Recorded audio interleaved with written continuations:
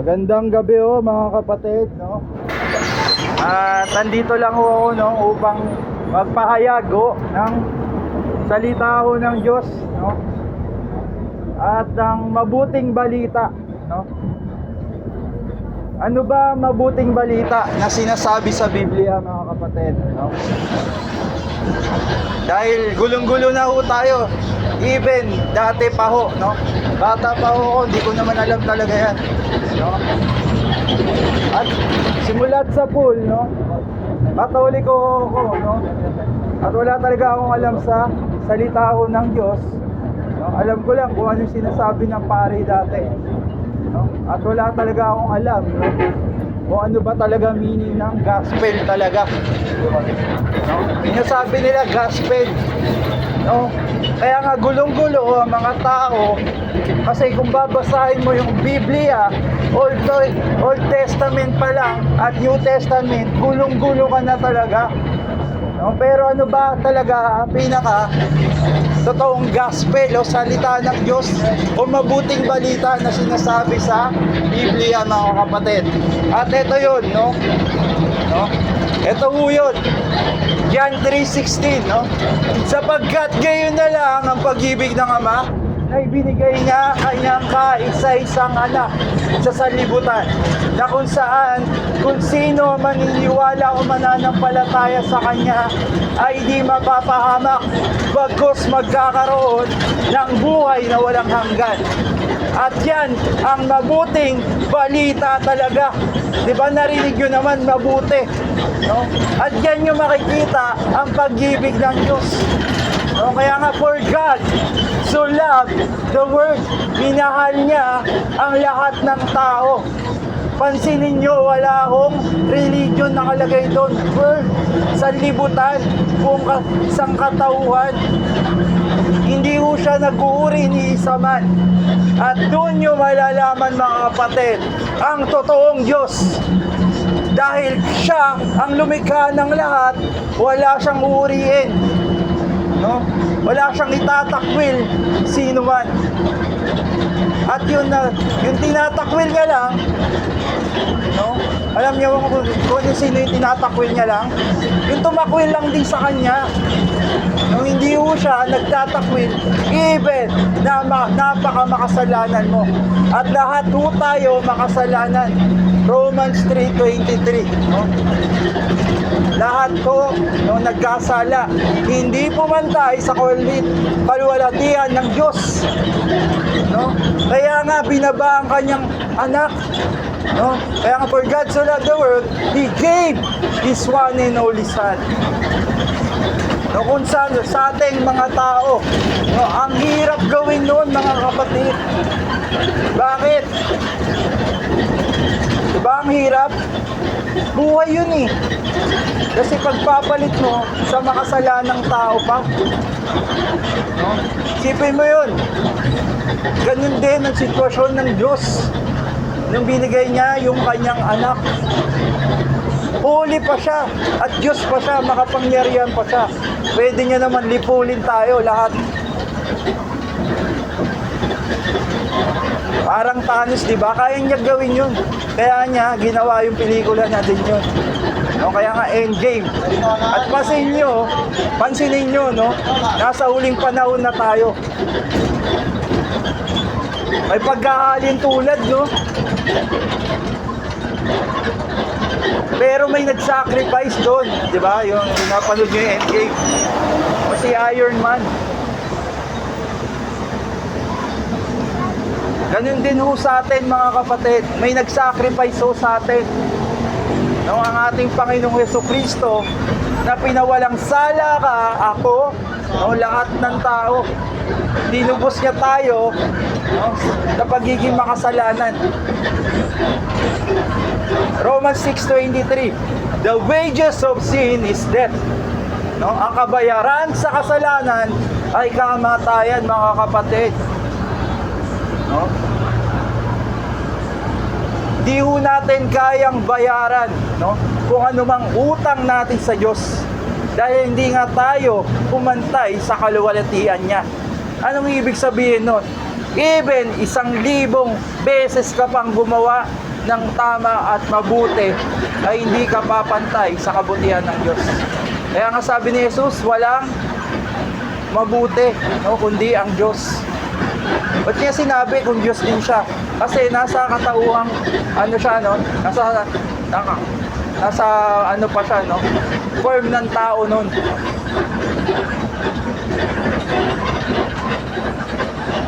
At di niya pwedeng sabihin na Diyos siya.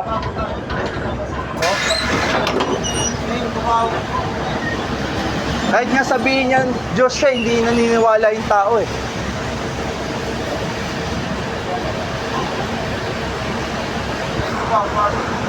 Diba, mga kapatid? Yun. At sobrang mahal ho tayo ng Panginoon. Kaya binibigyan niya ho tayo ng pagkakataon. At sa lahat ho, nang naniniwala ho kay Kristo, no? Kung naniniwala ho kayo sa Kanya at galing sa Kanya to, at mararamdaman niyo ho siya, no? Try nyo lang, walang mawawala, no? Galing sa Kanya to, no? Sabay ho kayo sa akin, no? Kung naniniwala kayo sa Kanya, even hindi, try nyo lang, no? Walang mawawala. Game? Panginoon, ako po si pangalan nyo.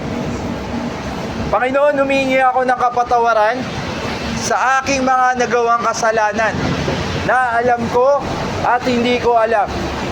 At Panginoon, tinatanggap kita na aking maging Panginoon at tagapagligtas. In Jesus' name. Sa ngalan ng Ama, ng Anak, ng Espiritu Santo. Amen. Kaugnay ho to, no? Sa Mateo 28:18 o 20, no?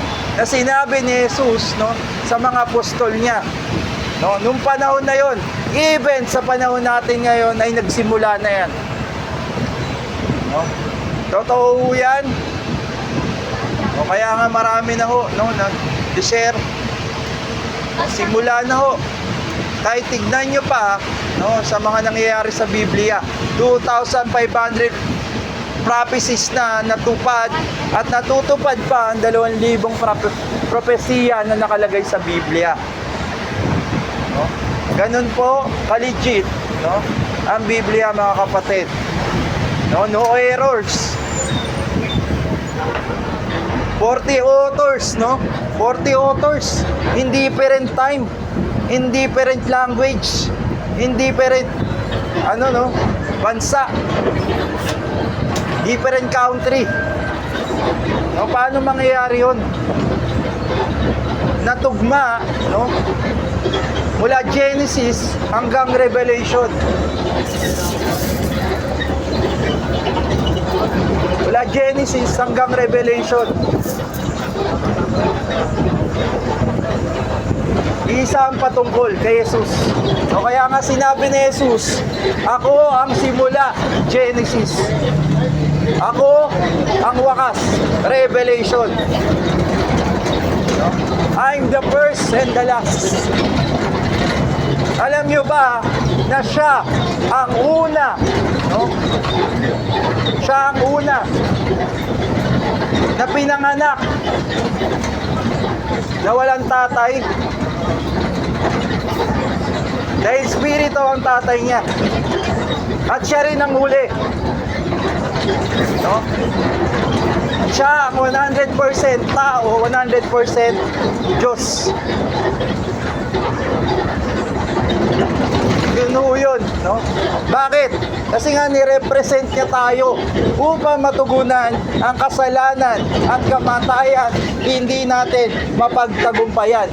Isipin mo, sa 10 utos ng Diyos, isa lang doon na magkasala ka, ay nagkakasala ka na sa lahat. No, mga kapatid? Kaya nga sabi niya doon sa nasusulat, no? Sabi niya, hindi ako naparito, no, upang ipawalang bisa yung kautusan. Nandito ako upang tuparin ang kautusan. Tinupad niya ang 10 utos ng Diyos na walang kadungis-dungis. Bukod doon, gumawa pa siya ng puros kabutihan sa mga tao. Nagpakain ng 5,000, 7,000, 4,000. Nagbuhay ng patay, nagpagaling ng bulag, nagpagaling ng pilay, naglinis ng leprosy, no? Nilinis niya yung leprosis. Even sa ngayon, no, ganun din ang ginagawa niya sa atin spiritually. Once na tinanggap mo ang banal na spirito, no, sa pamamagitan ng pangalan niya. Kaya nga doon sa Mateo 28, 18, 20, yun. No? Binigay na sa kanya ang full authority. Kung binigay sa kanya at binigay din sa atin. Kaya go and make disciples of all nations, to baptize them in the name of the Father and the Son and the Holy Spirit, mga kapatid. Sobrang buti ng ating Panginoon, no?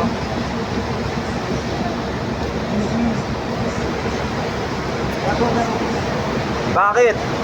Binigyan tayo even na makasalanan tayo, binigyan ho tayo niya ng chance, no? Isipin nyo yun, no? Yung buhay ho natin ngayon, bonus lang to. At mararanasan mo ang tunay na buhay once tinanggap mo ang ating Panginoong Jesucristo. Hindi na ho tayo nasa normal days, mga kapatid. Nasa huling panahon na ho tayo. Even nga yung scientists, alam na nila. 10 years na lang daw yung mundo. Scientist na yan, ha? Walang alam sa Biblia at di naniniwala sa Biblia. Hindi ko nilalahat, pero most of the time ng mga scientists, mga laboratory, mga naglalaboratory na ganyan is atheists. At marami na ho ang atheists na nag-prove na totoo ang Diyos.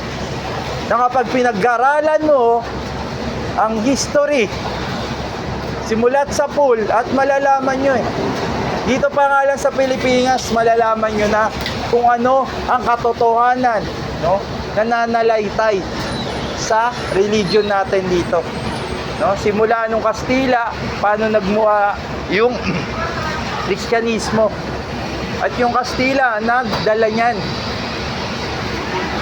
Kaya nauso yung santo, ganyan. Pero ang pinagmula niyan, no, sa Hudyo na nasakop ng Romano. Sinakop lang ho, no, ng Romano ang Hudyo. Kaya nagkaroon ng Kristyanismo. Pero sila nagpasikat ng Kristyanismo. Bakit? Roman Empire. Sobrang makapangyarihan ng Roman Empire. No? Nung mga panahon na ho yun.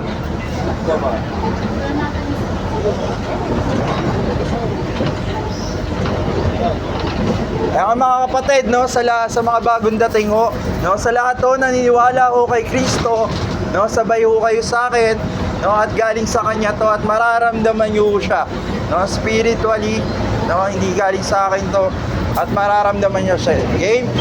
Pangalan nyo lang, sabay kayo sa akin. Okay? Panginoon, ako po si pangalan nyo. Panginoon, humingi ako ng kapatawaran sa aking mga nagawang kasalanan. Even sa isip lang o kaya pabulong lang. Panginoon, humingi ako ng kapatawaran sa aking mga nagawang kasalanan na alam ko at hindi ko alam. At Panginoon, tinatanggap kita na aking maging Panginoon at tagapagligtas. In Jesus' name. Sa ngalan ng Ama, ng Anak, ng Espiritu Santo. Amen. No? At kung sinunod nyo, naramdaman nyo, totoo, di ba? No? Paano ko nalaman, no? Nangyari ho sa akin yan 2020. At doon pa sa time na mamamatay na ako. Nawala nga rin akong alam-alam, ginawa ko na lang. Pero wala akong nag-share sa akin ng Biblia. Wala nag-share sa akin ng verse. Through the Holy Spirit lang din. At nung panahon ho na yon, no, napanood ko lang siya sa FB, no. Yung napanood ko na ho na yon, no, nakita ko lang siya. At hindi ho siya tumatak sa isip ko. At in 3 days time, nangyari ho, nagkaroon ako ng ng COVID-19, no? Nung nagkaroon ako ng COVID-19, yun na, parang lumabalaan na siya, no? Yun na, mahala ko, hinihika lang kasi ako. Simula kasi, no, bata pa ako, may hika na ako, 7 years old, hanggang tumanda. At kala ko nga, hika lang. Nagulat ako even, no? Sa paghinga ko, no? Hindi ko makontrol. Dati control ko, hika ko, no? Nakagaganong ko, no? At doon ko nalaman na COVID-19 na siya, no? Nawala na rin ako ng panlasa. Bukod doon, no? Plug nose na rin. Sinising ako yung parang may sipon pero hindi maalis-alis. At doon ko siya nalaman na COVID-19 to. At yun na nga, no? Mamamatay na nga ako.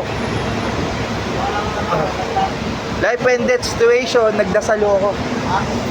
At nung nagdasalo ako, naalala ko buong buo at naintindihan ko buong buo yung John 3:16, no?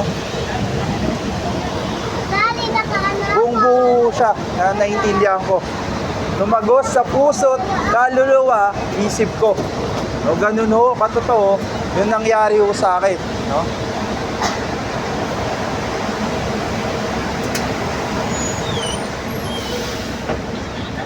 Ibig sabihin, second life ko na po to. Pero marami na ako naranasang life and death situation. Pero ito yung talagang tinawag kong second life. Bakit? Nabuhay ako. Hindi lang dito, no? Yung katawan na to, spiritually din.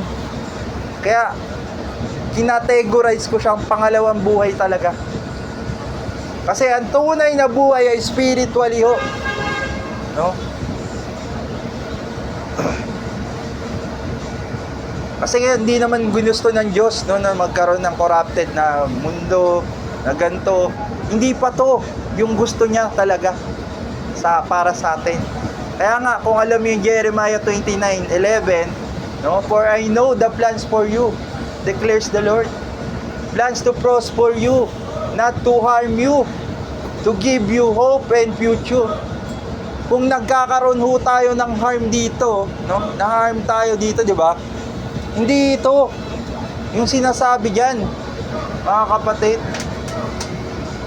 Ibig sabihin, doon sa susunod na buhay. Kaya nga, no, kung mapapansin nyo, yung buhay na walang hanggan, no, hindi may kukumpara ho dito sa buhay natin dito eh. Romans 8:18. No, hindi. Halimbawa na lang natin, no, buhay ho natin sa 1,000 taon, no? Halimbawa lang kasi yan yung reigning ni Jesus, no? Compare mo yung buhay mo ngayon, ilang taong ka na? Sabihin mo 30 ka na. May kukumpara ba sa 1,000 taon na magiging buhay mo sa next life sa buhay mo ngayon? Hindi. Kaya nga sinabi sa Biblia, no, huwag matakot mamatay dito. Dahil ang kamatayan dito ay buhay kung tinanggap mo si Jesu Kristo sa buhay mo. Kaya nga John 3:16, no? For God so loved the world, He gave His one and only Son, that whoever believes in Him shall not perish and have eternal life. No? At yun ang gusto niyang magkaroon ho tayo, mga kapatid, na buhay na walang hanggan kasama niya.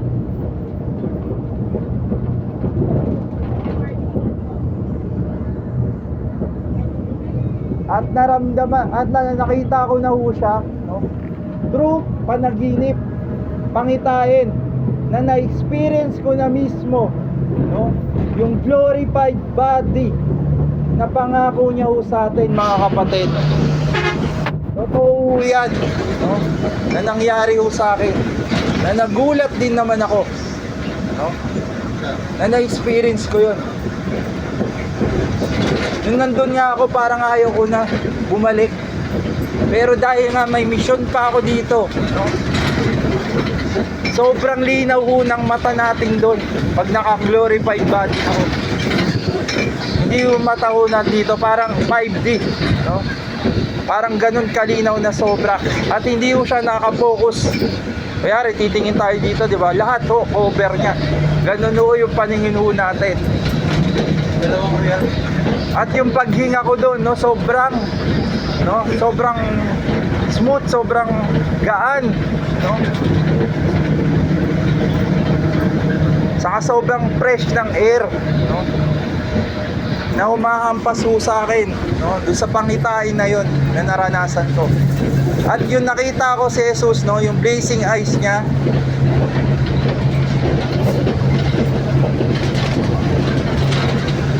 yung corona niyang ginto na hindi may kukumpara sa pagkaginto ho dito. Iba ang ginto doon sa dito. Iba, no, malayo ho.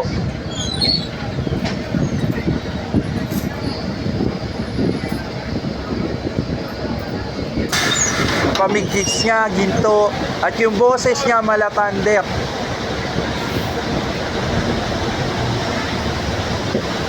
Totoo yan na na-experience ko, no? Kaya nga, ganito na ako. Hindi naman ako ganito dati, mga kapatid. Alam nyo lang, no? Singgero. Adik ako sa mga online games, ML, Dota. No, paano mangyayari, no? Magbabago ako. Ako pa kaya yung pinakasuwail sa amin. Even sa mga tropa ko, no? So ako yung pinakasuwail. Babaero. Nagkaroon na ng prat at kung ano-ano pa.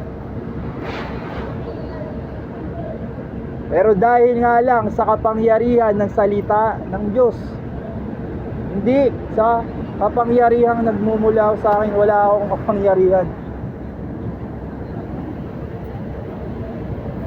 Dahil lang din sa banal na spirito, no? Sa salita ng Diyos at banal na spirito. Although, no, nagkakaroon ng kasalanan pa rin po tayo. Sir, ayos na, ayos na mata, ha? Ayos na. Salamat ba ito? Mga nagmamadali, salamat ba ito? Even po pare, no, mga pare, mga pastor, di po yan immune sa kasalanan.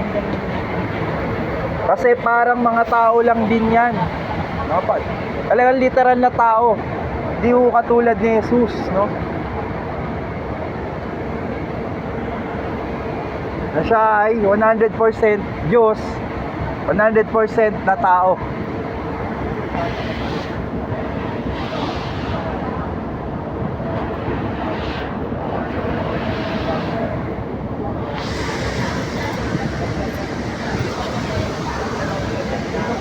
Kaya hindi pa uuuli ang lahat, mga kapatid, no? Sa lahat na naniniwala kay Kristo, no? Mahal niya ho tayong lahat.